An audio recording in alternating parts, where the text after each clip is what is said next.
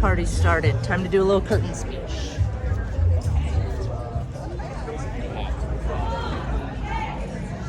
Are we ready?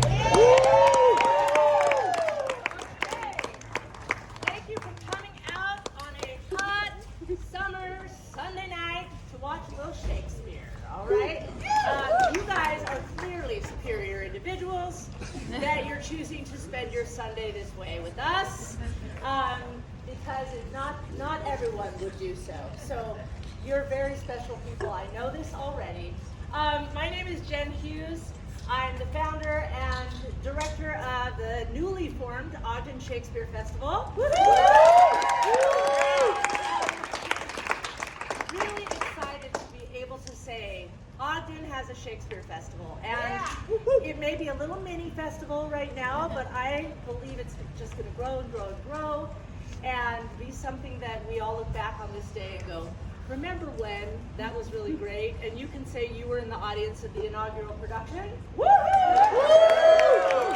a couple little housekeeping things.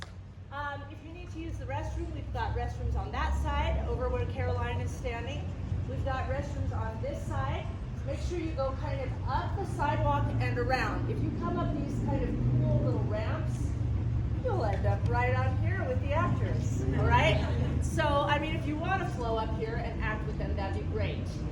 But I don't think you might be wanting to do that tonight. So, also, please silence your phones. We have enough sounds to compete with out here. So let's silence those phones. The first act is about an hour and 20 minutes. Let's all take a deep breath together. Yes, that feels like a long time to be seated, okay? If for some reason you just gotta get up, it's okay. Just get up, go stand in the grass or whatever, it's fine. We don't care. What we care is that you're here and we're so glad. And that being said, we need you because you are the last actor to show up. We don't have a play until there's an audience. You're the final character. So now that you're here, you need to know your job. Okay? So your job is to laugh when it's funny, cry when it's sad, boo when it's evil, right? Like, get involved. Shakespeare's plays were made to be seen. They're expressive. Yeah, who said it? Can I get it? Amen. Thank you. Okay. He's ready for church. Okay. So yeah, we want to hear you vocalize. We love to hear you vocalize. We feed off of it, okay? The more that you participate, the better and better your show gets, right? I know it's weird. You actually determine the kind of show you get. Did you know that? It's pretty cool. You get to be a part of it. So, jump in, have fun, don't be polite, don't be quiet, right? We're out here, so have tons of fun. And thank you for joining us on a super fast closing night that came up upon us like that. Being here with us tonight as we close this inaugural production of As You Like. And please help me now. You're going to practice your participatory volume by helping me to join the cast and crew of As You Like It.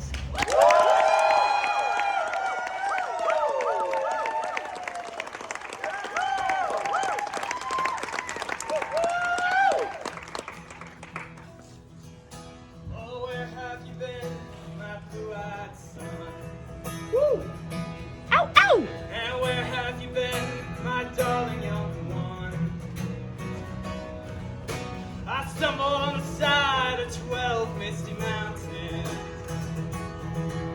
I walked and I crawled on 6 crooked highways. I stepped in the middle of 7 sad forests. I've been out in front of a dozen dead oceans.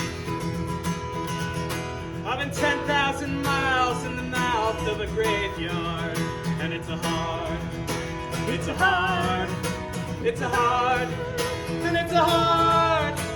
hard rain's Gonna fall. Woo! Yeah.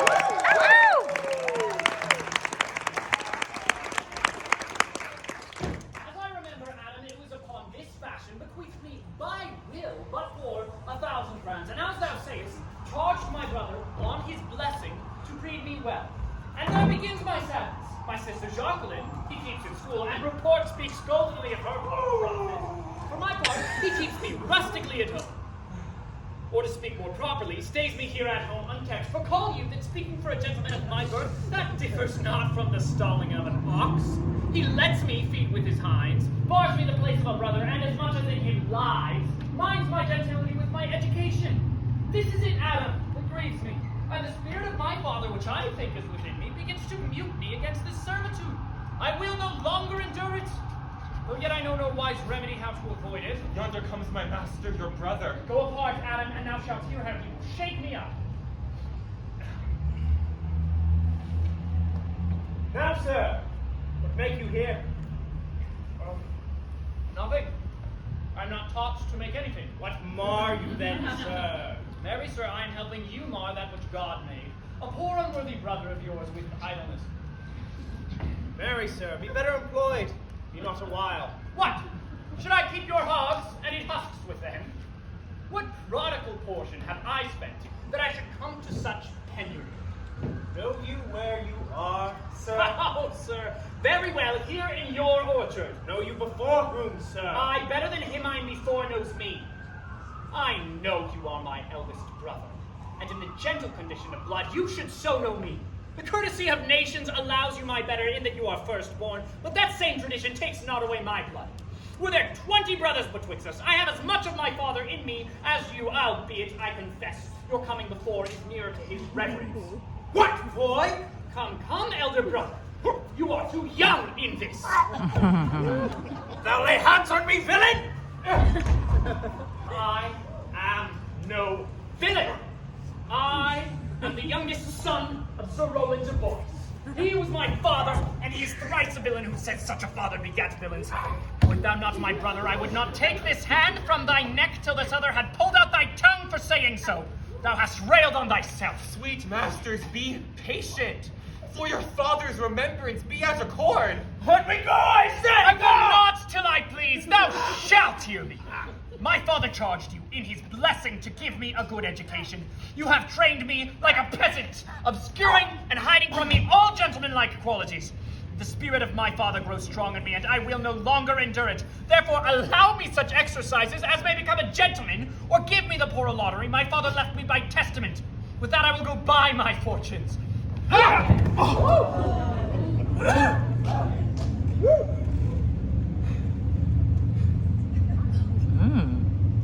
And what wilt thou do? Beg? When that is spent? Well, sir, get you in. I will not long be troubled with you. You shall have some part of your will. I pray you leave me. I will no further offend you than becomes me for my good. Get you with him, you old dog! His old dog, my reward?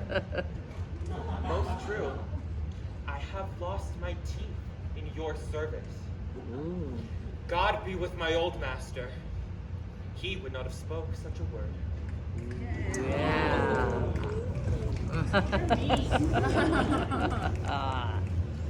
Is it even so? Begin you grow upon me?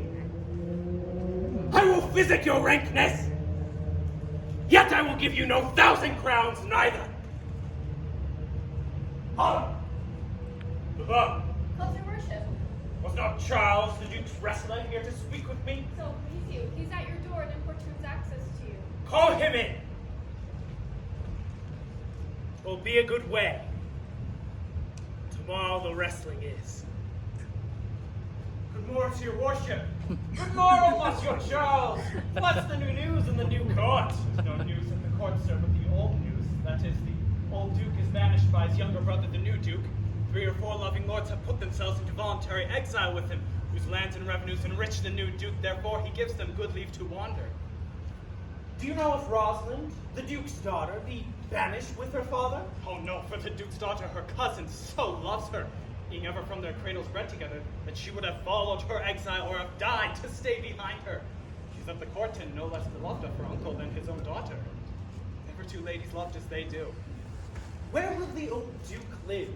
They say he's already in the forest of Arden, and many merry men with him. And there they live like the old Robin Hood of England. They say many young gentlemen flock to him every day and fleet the time carelessly, as they did in the Golden World. What, you wrestle tomorrow before the new Duke? Marry do I, sir. And I came to acquaint you with the matter. I'm given, sir, secretly to understand that your younger brother Orlando hath the disposition to come in, disguised against me, to try a fall. Your brother is but young and tender, and for your love I would be loath to foil him, as I must for my own honor if he come in.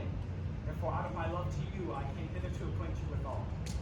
Charles, I thank thee for thy love to me. Thou wilt find I will most kindly requite it. I had of myself notice of my brother's purpose herein, and have by underhand means labored to dissuade him from it, but he is resolute. I tell thee, Charles, 'tis the stubbornest young fellow in all of France, full of ambition, and envious emulator of every man's good parts. A secret and villainous contriver against me, his natural brother. Therefore, use thy discretion. Would his lief thou didst break his neck as his finger.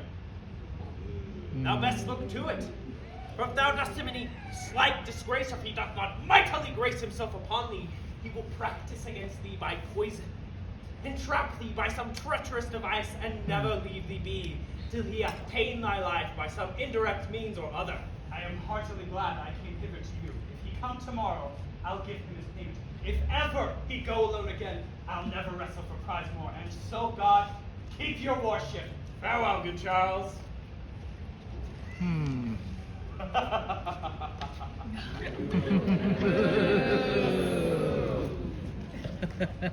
Now I shall stir this gamester.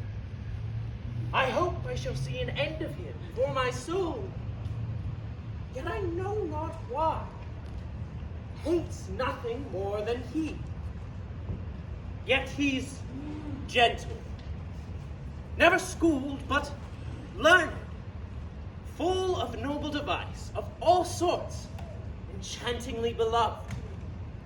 And indeed, insomuch in the part of the world, and especially in the hearts of mine own people, who best know him, that I am altogether misprized. But it shall not be so long, for this wrestler shall clear all. Nothing remains but that I kindle the boy thither, which I'll now go about.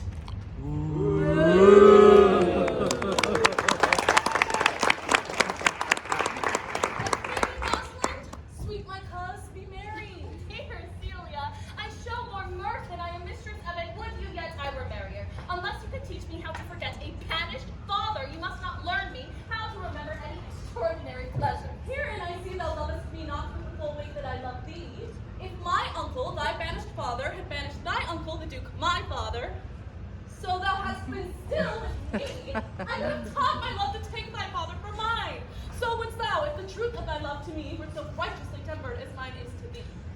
Well, I will forget the condition of mine sake to rejoice in yours. You know my father hath no child but I, nor none is like to have, and truly, when he dies, thou shalt be his heir.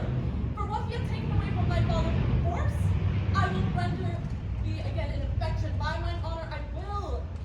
And when I break that oath, let me turn monster. Therefore, my dear Rose, my sweet Rose, be merry. From henceforth I will, cuz. Devise sport now. Let me see, what think you of falling in love? Marry, I prithee do to make sport withal. But love no man in good earnest, nor no further in sport, neither than with safety of a pure blush. Thou mayst in honor come off again. What shall be our sport then? Let us sit and mock the good hussif fortune from her will, that her gifts may henceforth be bestowed equally. I would we could do so, for her benefits are mightily misplaced, and the bountiful lying woman doth most mistake in her gifts to woman. 'Tis true. For those that she makes fair, she scarce makes honest, and those that she makes honest, she makes very ill-favoredly. Nay, now thou goes from pictures. Fortune deals in gifts of the world and the lineaments of nature. Mistress! You must come away to your farm. Were you made the messenger? No, by mine honor, but I was fit to come for you. Where learned you that oath, fool? No, why, of a certain knight that swore by his honor that the pancakes were good, and swore by his honor that the mustard was not. Now, I'll stand that the pancakes were not and the mustard was good, and yet was not this knight forsworn. How prove you that in the great heap of your knowledge? Why, Mary, now unmuzzle your wisdom. Stand you both forth, now stand. Now, stroke your chins and swear by your beards that I am a knave. By our beards, if we had them, thou art. Now, by my knavery, if I had it, then I were. But if you swear by that is not, you are not forsworn. No more was this knight swearing by his honor, for he never had any. Or if he did, he'd sworn it all away before he'd ever seen the pancakes or that mustard. Prithee, who dost thou meanest? One that old Ferdinand, your father loved. My father's love is enough to honor him. Enough. Speak no more of him. You will be whipped for taxation one of these days. Oh, the more pity that fools can't speak wisely when wise men do foolishly. By my troth, thou sayest true. For the little wit that fools have was silenced. The little foolery that wise men have makes a great show. Oh, here comes Monsieur LeBeau. Bonjour, Monsieur LeBeau. What's the news? Fair princess, you have lost much good sport. Sport! Of what color? There comes a man and his 3 sons. 3 proper young men of excellent growth and presence. The eldest of whom wrestled with Charles, the Duke's wrestler, in which Charles in an instant threw him down and broke 3 of his ribs, that there is little hope of life in him. So he served the second, and so the third. Yonder they lie, the poor old man, making such pitiful dole over them that all the beholders take part with weeping. Alas! What is this sport, monsieur, that the ladies have lost? Why, this that I speak of. Oh, well, thus men may grow wiser every day. This is the first I've heard of breaking of ribs for sport for ladies. Or I. Oh, is there anyone else who longs to see this broken music in his eyes? Is there another dunks upon rib breaking? Shall we see this wrestling cousin? You must if you stay here, for here is the place appointed for the wrestling, and they're ready to perform it. Oh, God, I'm sure they are coming. Let us now stay and see it! Okay. He's yonder the man, even he, madam. Alas, he is too young, yet he looks successfully. Oh, now, daughter and cousin, are you crept hither to see the wrestling? Aye, my liege, so please you give us leave. Oh, you will take little delight in it, I can tell you. There is such art in the man. In pity of the challengers, you've either fain dissuade him, but he would not be entreated. Speak to him, ladies. See if you can move him. Good Monsieur LeBeau! Call him hither. Do so, I'll be not by. Monsieur the challenger, the princess calls for you. I attend them with all respect and duty.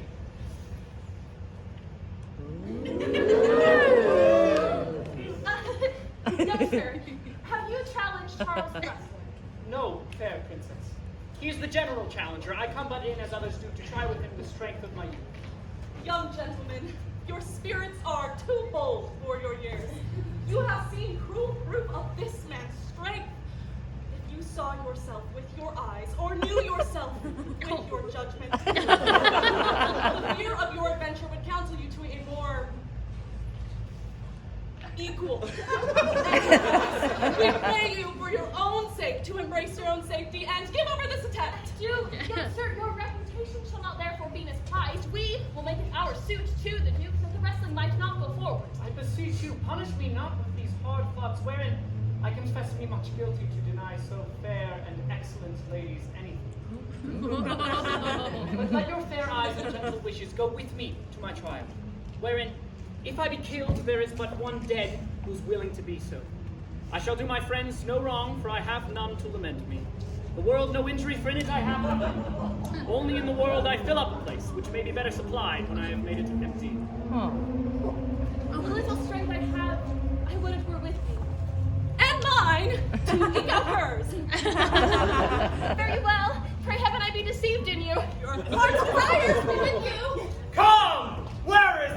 gallant and so desirous to lie with his mother earth. Ready, sir. But his will hath in it a more modest working. You shall try but one fall. No, I warrant your grace, you shall not entreat him to a second that have so mightily persuaded him from a first. Ooh. And you meant to mock me after. You should not have mocked me before, but come your ways.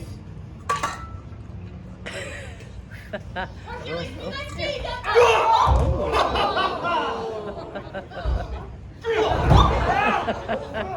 Take him off! Ooh.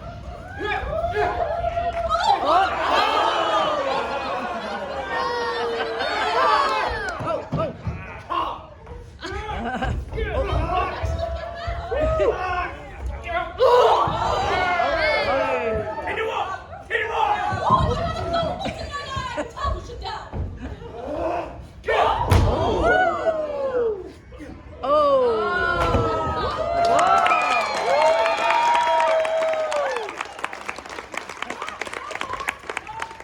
Yes, I beseech your grace, I am not yet well bred. How dost thou talk? He cannot speak, my lord. Very great. What is thy name, young man? Orlando, my liege, the youngest son of Sir Roland du Bois. I wish thou hadst been son to some man else. The world esteemed thy father honorable, but I can find him still mine enemy. Thou shouldst have better pleased me with this deed, hast thou descended from another house. But fairly well, thou art a gallant youth. I would thou hadst told me of another father. Were I my father, cuz would I do this? I am more proud to be Sir Roland's son. His youngest son, and would not change that calling to the adopted heir to Frederick. The Duke my father loved his father, and all of the world was of my father's soul. Had I before known this young man to be his son, I would have given him tears at your entreaties ere thus avenged. Gentle cousin, let us go link him and encourage him. My father's rough and envious disposition sticks me at heart. Sir, you have well deserved. If you do keep your promises in love, but justly, as you've exceeded all promise, your mistress shall be happy. Gentlemen, where is Swarthy? One absence of fortune that could give more without her hand wax mate.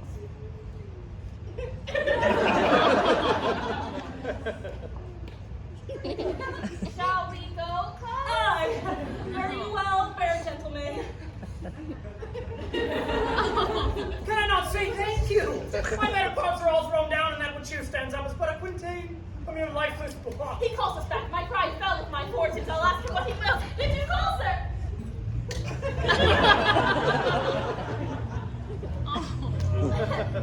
Sir, you have wrestled well and overthrown more than your enemies. Will you go, cuz? How will you? Fare you well.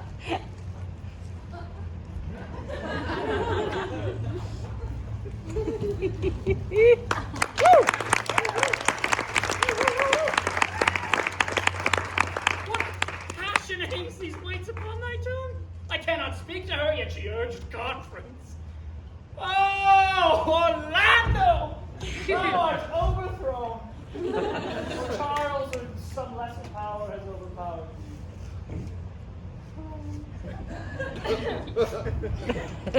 Good sir, I do in friendship counsel you to leave this place. Albeit you have deserved high commendation, true applause and love. Yet it is now in the Duke's condition that he misconstrues all that you have done. I thank you, and pray you tell me this. Which of the two was daughter of the Duke that was here at the wrestling? Neither his daughter if we judge by manners. And yet the lesser is his daughter. The other is daughter to the banished Duke, and here detained by her usurping uncle to keep his daughter company, whose loves are greater than that of the natural bond of sisters. But I can tell you that as of late, this Duke hath tamed much displeasure against his gentle niece, grounded upon no other argument than that people praise her for her virtues and pity her for her good father's sake. And on my life, this malice against the lady will surely break forth. Sir, fare you well. Hereafter,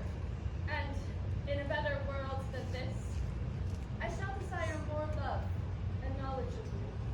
I rest much bound into you. Fare you well.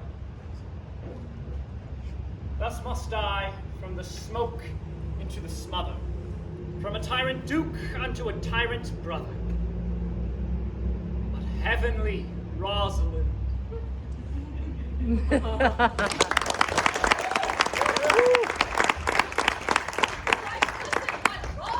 Cupid have mercy, not a word. Not one to throw at a dog. No, thy words are too precious to be cast away upon curs. Throw some of them at me. Come, blame me with reason. Well, then there should be two cousins laid up, when the one should be laid with reasons and the other mad without. But is all this for your father? No. Some of it is for my child's father. How full of briars is this working day world? They are but burrs, cousin, thrown upon thee in holiday foolery. If we walk not in the trodden paths, our very petticoats will catch them. I could shake them off my coat. These hands are in my heart. Cast them away! I would if I could cry ham and have him. Come, come, wrestle with thy affection. Oh, they take the part of a better wrestler than myself. Oh, a good wish upon you. You will try in time despite of a fall, but turning these jests out of service, let us talk in good earnest. Is it possible on such a sudden you should fall into so strong a liking with old Sir Roland's youngest son? The Duke, my father, loved his father dearly. Doth it therefore ensue you should love his son dearly? By this kind of chase I should hate him, for my father hated his father dearly. Yet I hate not Orlando! No, they hate him not for my sake. Why should I not? Does he not deserve well? Let me love him for that, and let you love him because I do. Oh, look, here comes the Duke. Mistress, With his eyes full of anger. dispatch you with your safest taste and get you from our court. Me, uncle. You, cousin, within these 10 days, if that thou beest found so near our public court as 20 miles, thou diest forth. I do beseech your grace, let me the knowledge of my faults bear with me. Let it suffice thee that I trust thee not. Yet your mistrust cannot make me a traitor. Tell me whereon the likelihood depends. Thou art thy father's daughter, there is enough. So was I when your highness banished him. So was I when your highness took his dukedom. Treason is not inherited, my lord. Yeah! Or if it was, if we did derive it from our friends, once that told me my mother was no traitor, then good, my liege, mistake me not so much you think my poverty is treacherous. Dear sovereign, hear me speak. Aye, Celia, we stayed her for your sake, else with her father she ranged along. I did not then entreat to have her stay. It was your pleasure and your own remorse. I was too young that time to value her, but now I know her. If she be a traitor, why so am I? We still have slept together. Rose at an instant, learned, played, eat together. Wheresoever we went, like Juno's swans, we went coupled and inseparable. She is too subtle for thee, and her smoothness and her very patience, and her silence speak to the people, and they pity her. Thou art a fool. She robs thee of thy name, and thou wilt show more bright, and seem more virtuous when she is gone. Open not thy lips. Firm and irrevocable is my doom, which I have cast upon her. She is banished. Pronounce that sentence then on me, my liege! I cannot live out of her company. You are a fool. You, niece, provide yourself. Within these 10 days, if you will outstay your time upon mine honor, and in the greatness of my word, you die.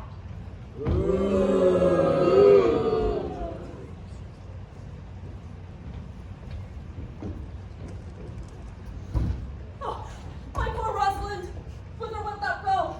Wilt thou change fathers? I will give thee mine. I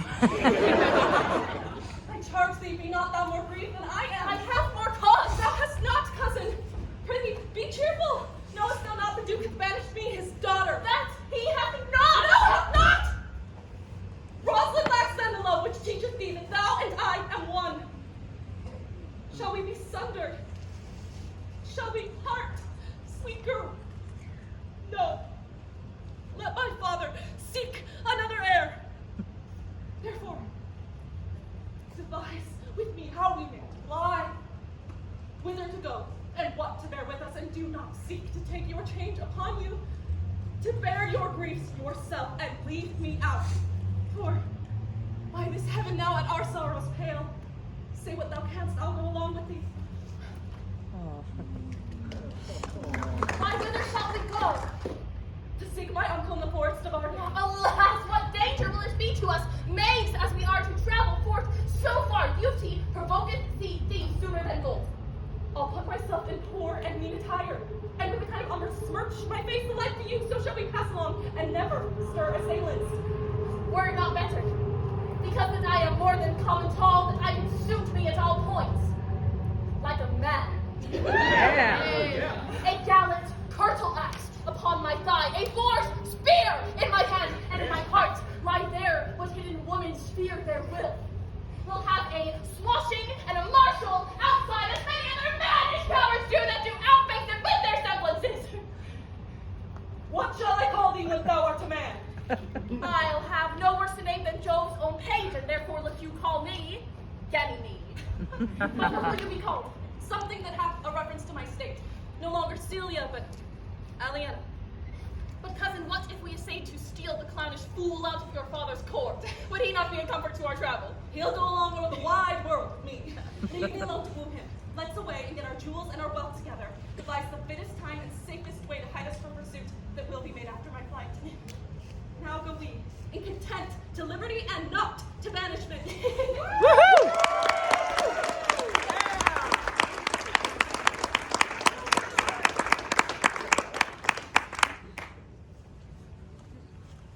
Now my co-mates, family in exile. Not on custom made this life more sweet than that of painted pomp. And not these woods more free from peril than the envious court. Here feel we but the penalty of Adam. The season's different. As the icy plague and churlish chiding of the winter's wind, when he bites and blows upon my body, even till I shriek with cold, I smile and say, this is no penalty. He's a counselor, feelingly persuading me what I am. Sweet are the uses of adversity, like a toad, ugly and venomous, wears yet a precious jewel in his head. In this our life, complete for public haunt, finds tongues and trees, books and running brooks, sermons and stones and good in everything. I would not change it. Happy is your grace that can translate the stubbornness of fortune into so quiet and so sweet a style. Come, let's go kill us some venison. And yet it irks me that these poor devil fools, these native brothers of the desert city, sit in their own confines with full tents, have their round haunches going. Oh, indeed, my lord, the melancholy Jacques grieves at that, and in that kind swears you do more usurp than does your brother that has banished you. Today, my lord of Amiens and myself did steal behind him as he lay along under an oak, whose antique root peeps out upon the brook that brawls along this wood, to the which place a poor sequestered stag that from the hunter's aim had ta'en a hurt did come to languish. And indeed, my lord, the wretched animal heaved forth such groans that their discharge did cause his leathern coat to stretch almost to bursting. And the big round tears coursed one another down his innocent nose in piteous chase. And thus the hairy fool, much marked by our melancholy Jacques, stood on the extremest verge of the swift brook, augmenting it with tears. What sort of Jacques need to moralize is skeptical? Oh yes, into 1,000 similes. And did you leave him in this contemplation? We did, my lord, weeping and commenting upon the sobbing deer. Show me this place. I love to coat them in these sullen fits, but then they're full of matter.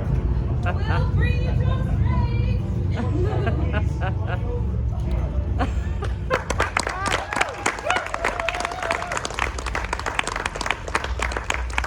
it be possible that no man saw them? My lord, the ruinish clown at whom so oft your grace was wont to laugh is also missing. I secretly overheard your daughter and her cousin much commend the parts and graces of the wrestler that did but lately foil the sinewy Charles. And I believe that wherever they are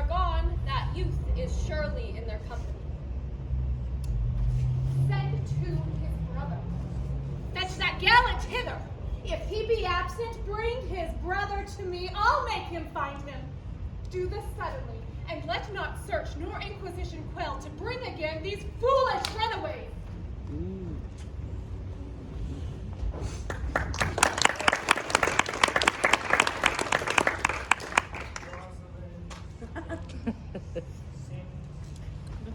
My young master, oh, my gentle master, your virtues, gentle master, are sanctified and holy traitors to you. Oh, what a world is this, when what is comely envenoms him that bears it. Why, what's the matter? Oh, unhappy you! Come not within these doors, within this roof, the enemy of all your graces lives. Your brother hath heard your praises, and this night he means to burn the lodging where you used to lie, and you within it.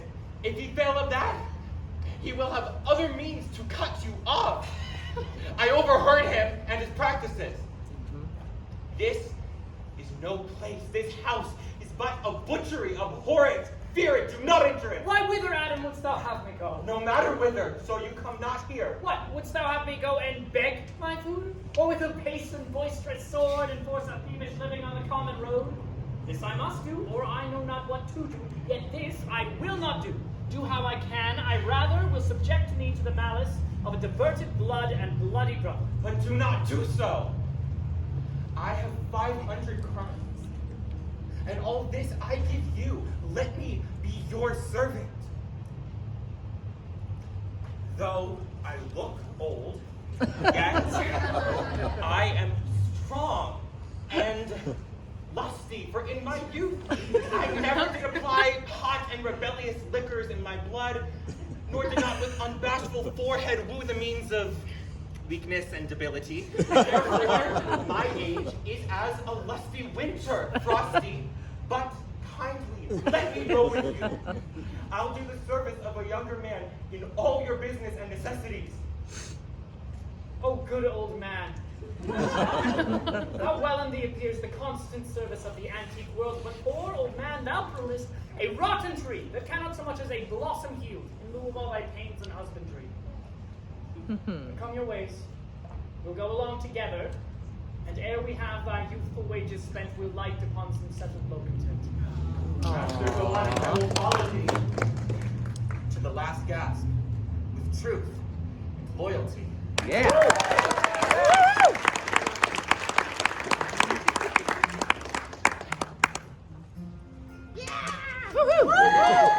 All ye fair and tender maidens, take warning how you court young men. They're like a star on a summer's morning. First they'll appear, and then they're gone. Oh, Jupiter, how weary are my spirits. I care not for my spirits if my legs were not so weary. I could find it in my heart to disgrace my man's apparel and cry like a woman, but I must comfort the weaker vessel.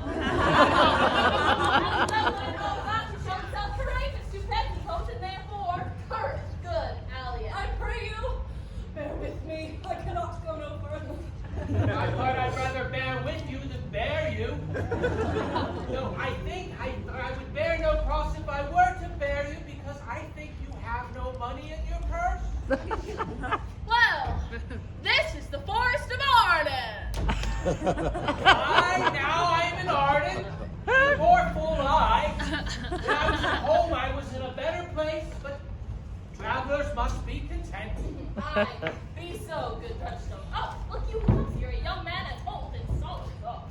Well, that is the way to make her scorn you still. Corin, that thou knewst how I do love her. Oh, I partly guess, for I have loved ere now. No, Corin. Being old, thou canst not guess. Though in thy youth thou wast as true a lover as ever sighed upon a midnight pillow. But if thy love were ever like to mine, as sure I think did never man love so. How many actions most ridiculous hast thou been drawn to by thy fantasy? Oh, into 1,000. That I have forgotten. Then there love so heartily. If thou remembers not the slightest folly that ever love did make thee run into, thou hast not loved, or if thou hast not sat, as I do now, wearying thy ear in thy mistress's praise. Thou hast not loved, or if thou hast not broke from company abruptly, as my passion now makes me, thou hast not loved. Oh, Phoebe. Phoebe. Phoebe! Oh, poor shepherd! In searching of thy wound, I have by hard adventure found mine own. And I mine. Why, I remember now when I was in love, and I broke my sword upon a stone, and bid him take that for coming a night to Jane's smile. And I remember the kissing of her backlet, and I remember the cow's dugs. Oh. And her pretty chopped hands and bill. And I remember the wooing of a peascod instead of her. And for which I took 2 cards, and presenting them to her, said with weeping tears, "Wear these for my sake."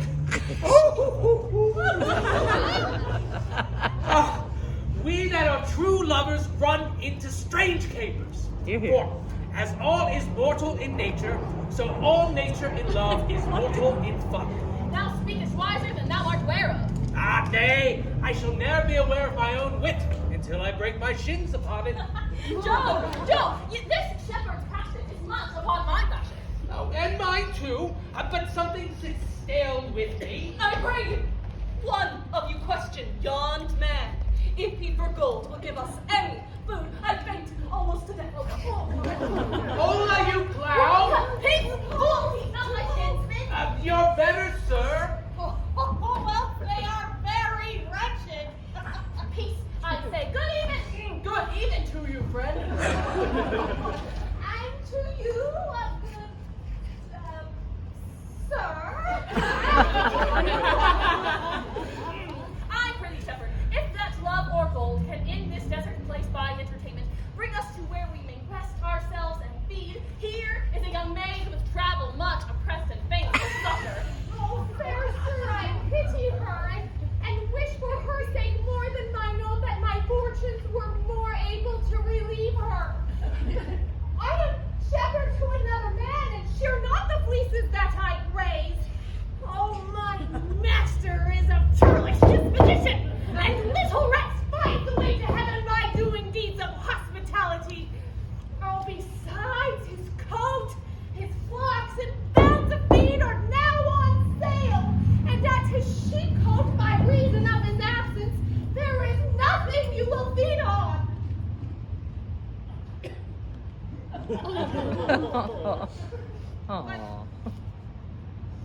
What is? Come see, and by my boys most welcome you shall be. I prithee, shepherd, who is he that shall buy his flock and pasture? Oh, that young swain that you saw here but erewhile, that little cares for buying much of anything. I prithee, if it stand with honesty, buy thou the cottage, the pasture, and the flock, and thou shalt have to pay for it of us, and we will mend thy wages. I like this place, and my time in it. Oh, well, assuredly the thing is to be sold. Oh, go with me, and if you like upon report the soil, the profit, and this type of life, well, I, your very faithful feeder, will be, and buy it with your gold, most suddenly.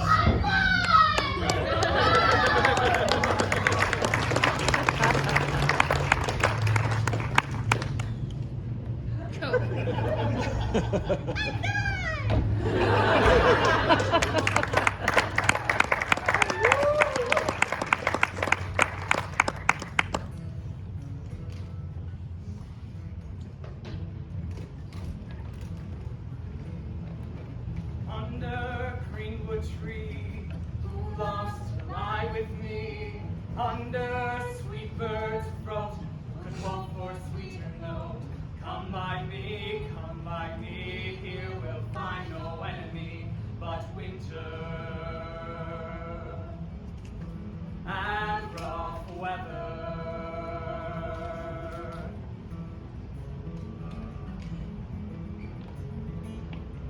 Life couldn't recompense me better than to dine on my master's debtor. Those who ambition shun will live beneath the sun. Come by me, here we'll find no enemy but winter. And rough weather. Winter.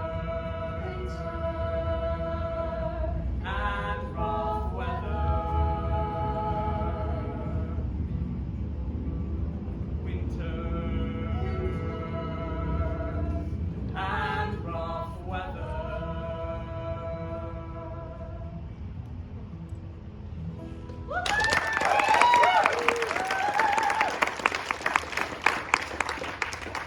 More, I prithee more. It will make you melancholy, Monsieur Jacques. I thank it. More, I prithee more. I can suck melancholy out of a song as a weasel sucks eggs. More, I prithee, more. Your voice is ragged. I know I cannot please you.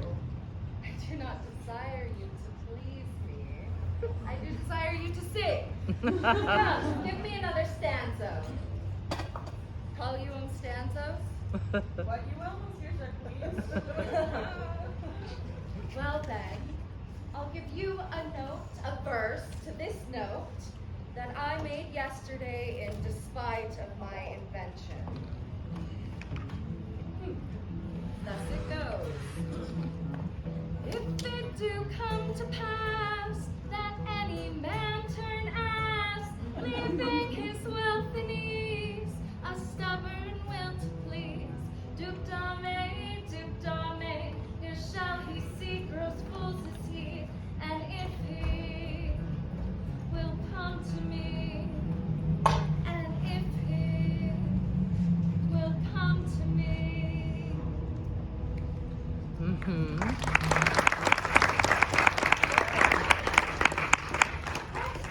Duke Domain.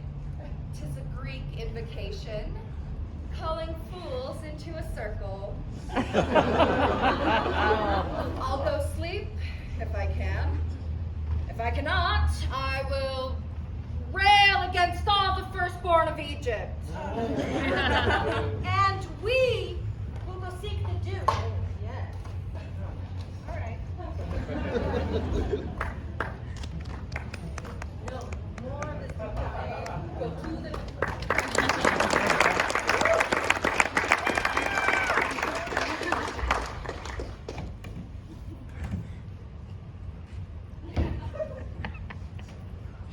Dear master, I can go no further. Oh, I die for food. Here lie I down and measure out my grain. Farewell, kind master. Right now, how now, Adam? No greater strength for thee. For my sake, be comfortable. Hold death a while at the arm's end. I will here be with thee presently. And if I bring thee not something to eat, then I will give thee leave to die. But if thou diest before I come, thou art a mocker of my labors. Well said. Thou lookest cheerly, and I will be with thee quickly. Yet thou liest in the bleak air. Come, I will bear thee to some shelter. Thou shalt not die for lack of a dinner, if there be living anything in this desert. Cheerly, good Adam.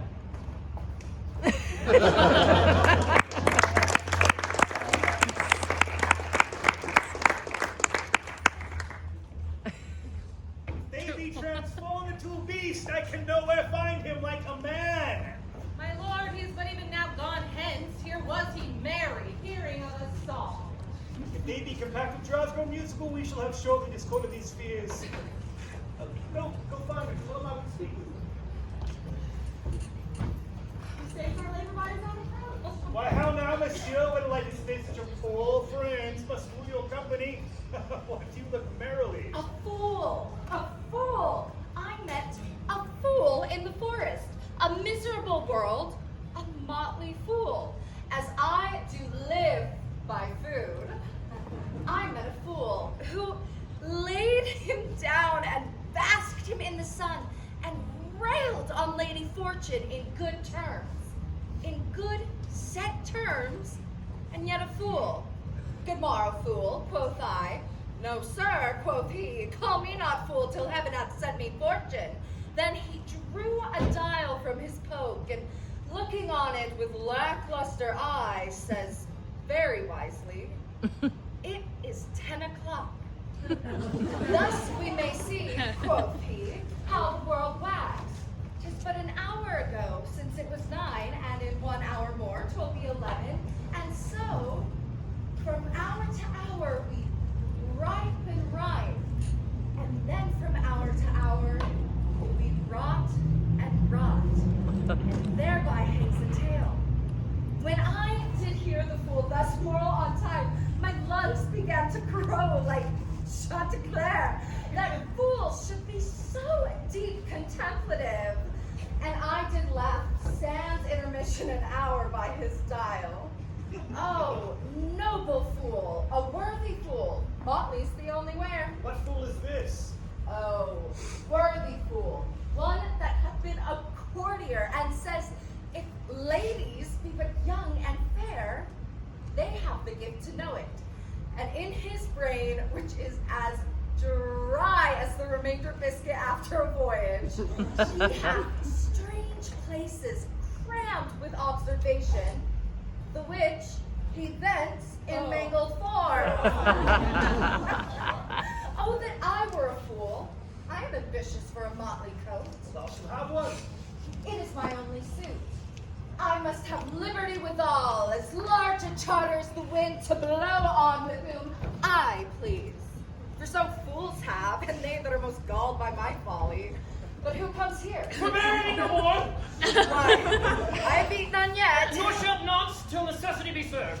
What kind should this cock come of? A bell's old man, or right excuse good manners and incivility doth seem You touched my vein in verse. The 40 point of smooth distress hath tamed for me the show of smooth civility. Yet I am inland bred, and know some ancient. But forbear, he dies that touches any of this fruit till I and my affairs are answered. And you will not be answered with reason. I must die. What would you have? Your gentlemen shall force more than your force move us to gentleness. I almost die for food, and let me have it. Sit down, eat. Welcome to our table. Speak you so gently. Pardon me, I pray you. I thought that all things had been savage, and therefore put I on the countenance of stern commandment. But there you are, that in this desert, inaccessible, under the shade of melancholy boughs, lose and neglect the creeping hour of time. If ever you have looked on better days, if ever been where bells have knolled to church, if ever sat at any good man's feast, if ever from your eyelids wiped a tear, and know it is to pity and be pitied, let gentleness my strong enforcement be, in the which hope I blush and hide my sword. True it is. We've seen better days. With holy bell we know the church, and sat at good men's feast, and wiped our eyes at drops that sacred pity hath engendered. Therefore, sit you down in gentleness, and take upon what command we have, that in your wanting may be ministered. But then forbear your food a little whilst like a doe I go to find my fawn. There is an old poor man who after me hath many a wearied step limped in pure love. Till he be first sufficed, I will not touch a bit.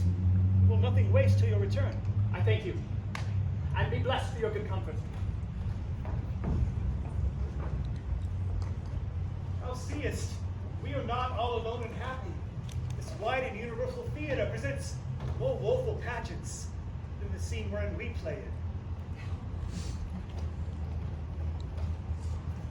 All the world's a stage, of men and women in it, merely players.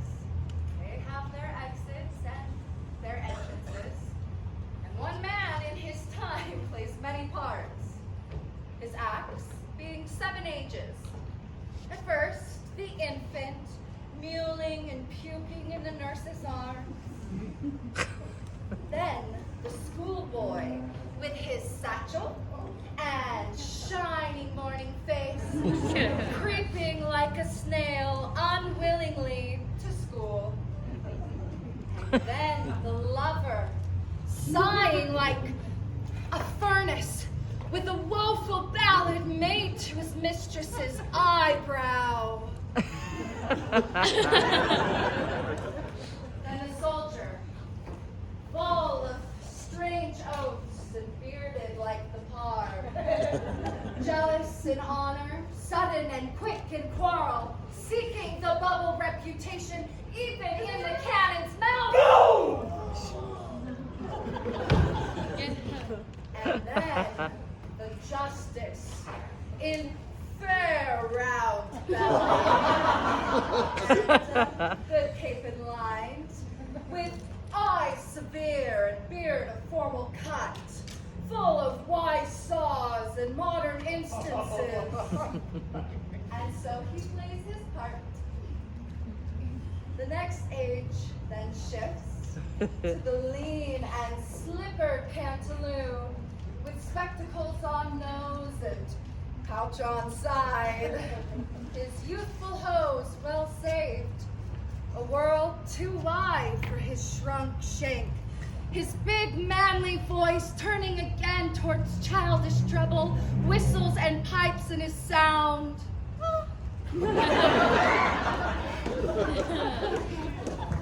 The last scene of all, which ends this strange, eventful history, is second childishness and mere oblivion.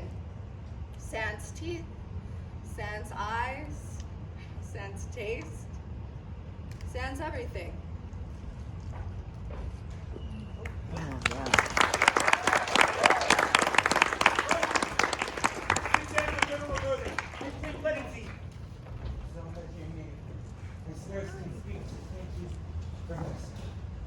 I will not trouble you as yet to question about your fortunes. Cousin, play music, sing.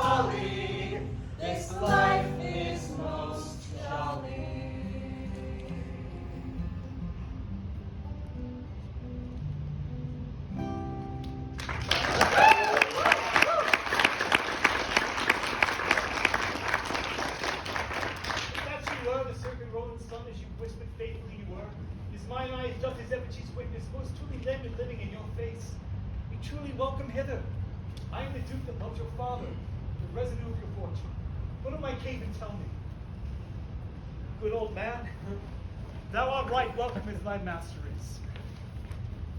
Give me your hand. let me all your fortunes understand.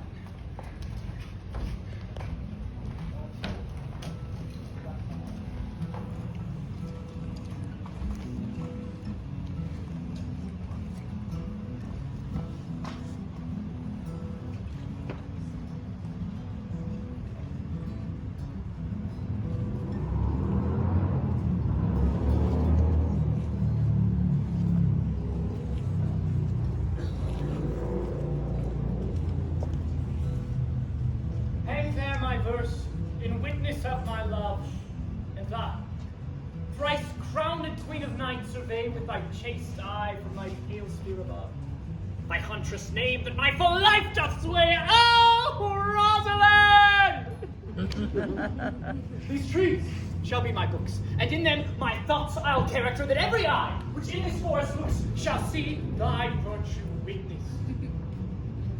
Every Run! Run, Orlando! Carve on every tree! The fair, the chaste, the unexpressive she.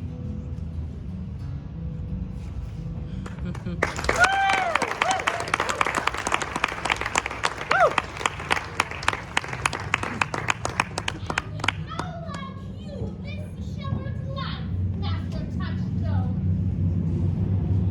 Well, in respect of itself, it is a good life. But in respect that it is a shepherd's life, it is not. In respect that it is solitary, I like it very well. But in respect that it is private, it is a very vile life. In respect that it is in fields, it pleases me well. But in respect that it is not in the court, it is very tedious. As it is a spare life, look you, it fit my humor well, but as there is no more plenty in it, it goes much against my stomach. Hast thou any philosophy in thee, shepherd? Oh, no more, but that I know the more one sickens, the worse at ease he is.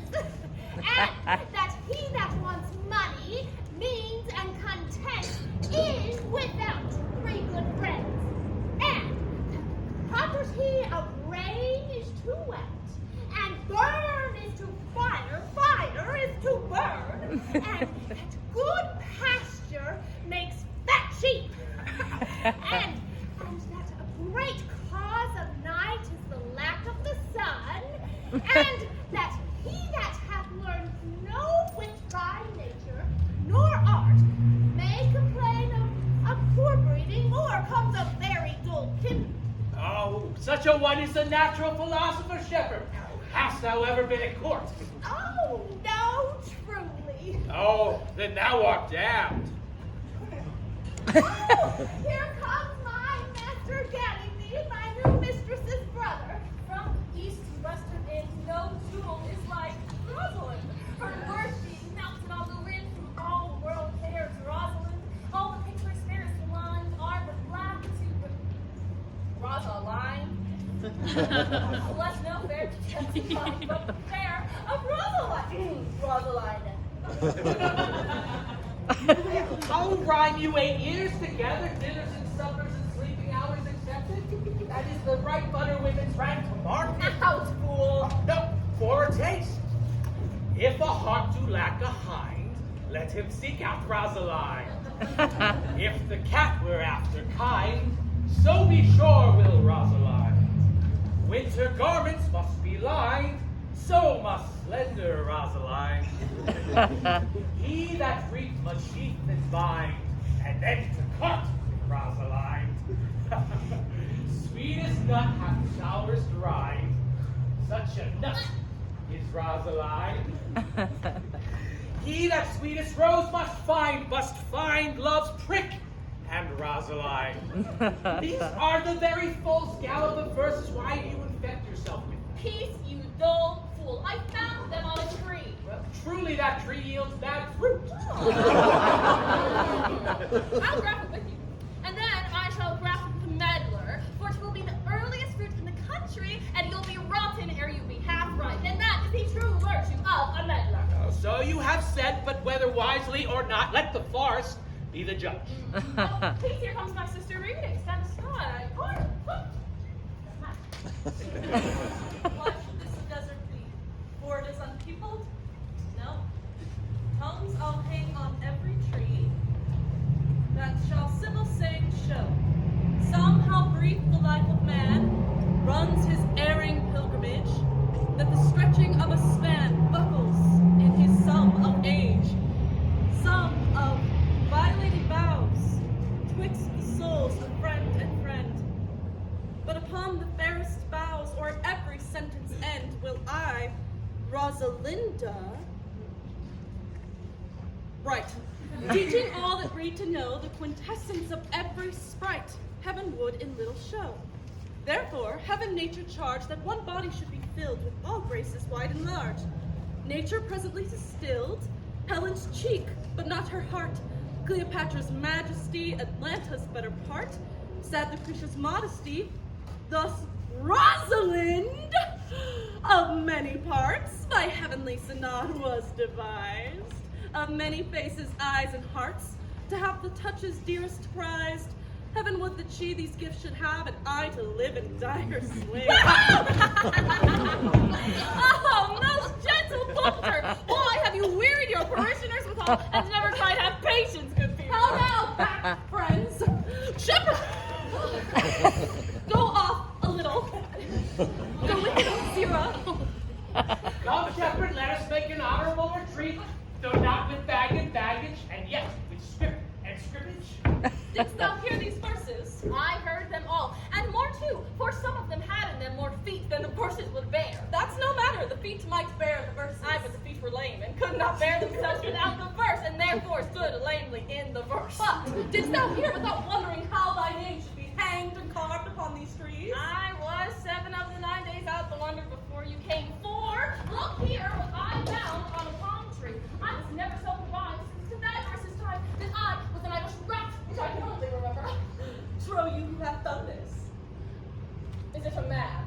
And the chain that you once wore about his neck. Changing color, I really Oh. Lord. It is a hard matter for friends to meet, but mountains may be removed with earthquakes, and so encountered. Nay, but who is it? Is it possible? I prithee now with most petitionary vehemence, tell me who it is. Oh, wonderful, wonderful, and more wonderful, and yet again wonderful, and after all that, And all pooping through my complexion. Dost thou think, though I am comparison like a man, I have a doublet and hose in my disposition? An inch of delay more is a south sea of discovery. I prithee, tell me who it is quickly. And speak of haste. I would thou couldst gather that thou might pour this concealed man out of thy mouth, as wine comes out of a narrow-mouthed bottle, either too much at once or none at all. I prithee, take the cork out thy mouth, that I may drink thy tidings. so you may put a man in your belly. Is he of God's making? What manner of man is his head worth a hat, or his chin worth a beard? He hath but a little beard. God will send more if the man will be thankful. Let me state the growth of his beard if thou did lady know the knowledge of his chin. It is you, Orlando! Then tripped up the wrestler's heels, and your heart pulled in an instant. Nay, but the devil take mocking. Speak sad brow and true. Nay, If it goes, 'tis he. Orlando. Alas the day. What shall I do with my doublet and hose? What did he? Lord Malsaucer, what said he? How look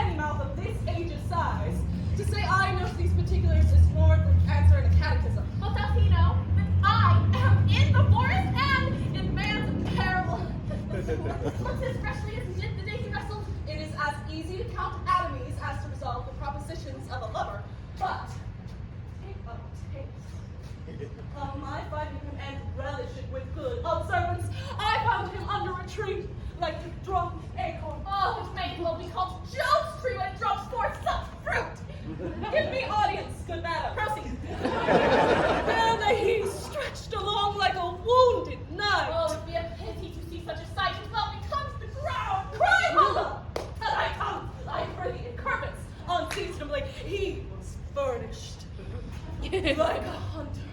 Oh, ominous. He comes to kill my heart. I'm singing my song without burden that brings me out of tune. Oh, do you not know that I am a woman? When I think, I must speak. Speak, say on. You bring me out. So, comes he not here? 'Tis he! Slip by and milk him! Thank you for your company, but good faith, I had to sleep have been myself alone. And so can I, but yet, for fashion's sake, I thank you too for your society. God be with you. Let's meet as little as we can. I do desire we may be better strangers. I pray you, mar no more trees with writing love songs on their bark. I pray you mar no more of my verses with reading them ill-favoredly. Rosalind is your love's name. Yes, just. I do not like her name. There was no thought of pleasing you on the day she was christened. What stature is she of? Just as high as my heart. You are full of pretty answers. Have you not been acquainted with goldsmiths' wives and conned them out of rings? Not so, but I answer you, bright painted cloth from whence you study your questions. You have a nickel wit. I think 'twas made of Atalanta's heels. Will you sit with me? And we two will rail against our mistress the world and all our miseries? I will try no breather in the world but myself, against whom I know most faults. The worst fault you have is to be in love. 'Tis a fault I will not change for your best virtue. I am weary of you. By my troth, I was seeking for a fool when I found you. He is drowned in the brook. Look but in and you shall see him. There I shall see mine own figure. Which I take to be either a fool or a cipher. I'll tarry no longer with you. Farewell, good Signor Love. I am glad of your departure. Adieu, good Monsieur Melancholy. I will speak to him and like a saucy lackey under the habit play the name with him. Do you hear me?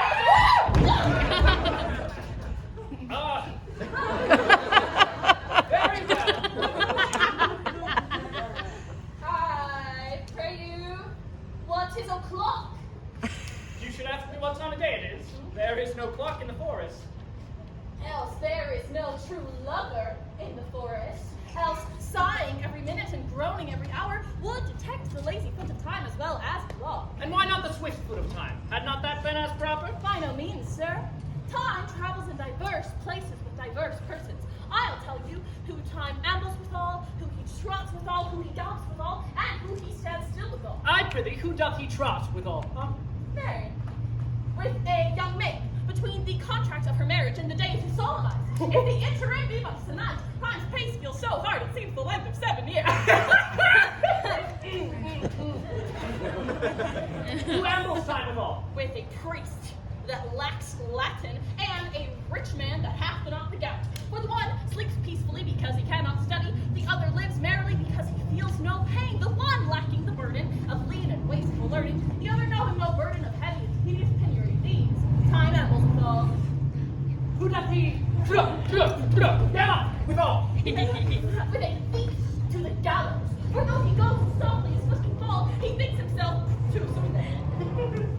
Who stays it still withal? With lawyers in the vacation, where they sleep between term and perceive not how time moves. Where dwell you, prithee you? With this shepherdess, my sister, here in the skirts of the forest, like fringe upon a petticoat. Are you native of this place? As the coming that you see well where she is kindled. Your accent is something finer than you could purchase in so remote a dwelling. I have been told so of many. But indeed, an old religious uncle of mine who taught me how to speak. One who in his youth had been like that. One who knew courtship too well, for there he fell in love. I have heard him read many lectures against it, and I thank God that I am not a woman. To be so touched with the giddy offenses he has generally attached to their whole sexical. Can you remember any of the principal evils he laid to the charge of women? There were none principal. Each fault seemed alike to one another as half-heads are, each fault seeming monstrous, until his fellow faults came to match. I prithee recount some of them. Nay. I will not cast away my physic, but on those that are sick. There is a man who haunts the forest, abuses our young plants with carving, Rosalind on their barns, hangs bows upon hawthorns, elegies upon brambles, all forsooth deifying the name of Rosalind. If I could meet that fancy monger, I would give him some good counsel, for he seems to have the quotidian of love upon him. I am he that is so love-shaken. I pray you, tell me your remedy. There are none of my uncle's marks on you. He taught me how to know a man in love under the cage of rushes. I am sure you are not prisoner. What were his marks? A lean cheek, which you have not. A blue eye and sunken, which you have not. An unquestionable spirit, which you have not. A beard neglected, which you have not. Though I pardon you for that, for your simply having a beard is a younger brother's revenue. Then your hose should be unguarded, your bonnet unbanded, your sleeve unbuttoned, your shoe untied, and everything about you demonstrating a careless desolation. But you are no such man. You are rather point device in your accoutrement, as seeming the lover of yourself than the lover of any other. There, you. I would I could make thee believe I love. Make me believe it. You may as soon make her that you love believe it. Which I warrant she is apter to do than confess she does. For that is one of the points in which the women still give the lie to their consciences. But in good sooth, are you he that hangs the verses upon the trees wherein Rosalind is so admired? I swear to thee, by the white hand of my Rosalind, I am that he, that unfortunate he. But are you so much in love with your right to speak? Neither rhyme nor reason can express how much.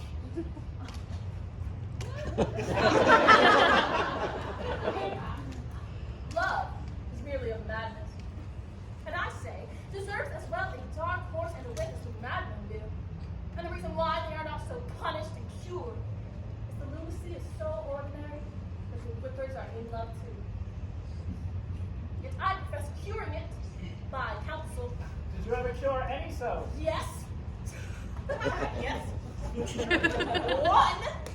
And in this matter, he was to imagine me, his love, his mistress, and I set him every day to woo me. At which time would I, being but a moonish youth, grieve, be effeminate, changeable, liking and longing, proud, fantastical, ape, inconstant, full of tears, full of smiles. For one passion everything, and for no passion truly anything, as boys and women are for the most part cattle of this color. But now like him, now loathe him, then entertain him, then forswear him, then weep for him, then spit at him.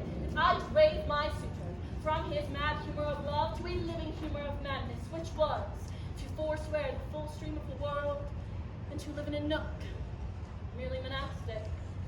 And thus, I cured him.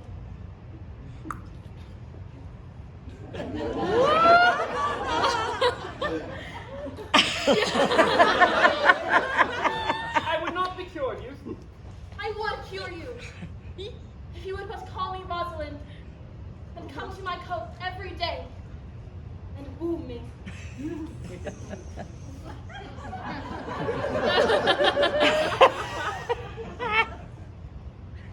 Now by the faith of my love I will. Tell me where it is. Come with me to it and I will show it to you. And by the way, you shall tell me where in the forest you live. Will you go? With all my heart, good you. Then you must call me Rosalind.